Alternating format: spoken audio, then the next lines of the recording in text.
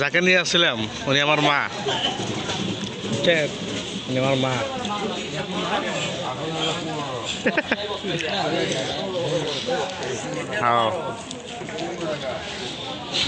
হঠাৎ করে ডায়াবেটিস বেশি। কথা বলি আমি, ডাক্তার মিলন, হ্যাঁ হ্যাঁ হ্যাঁ, লম্বা করে মিলন স্যারই তো দেখাচ্ছি। হ্যাঁ, আমার পরিচিত একজন আছে তো,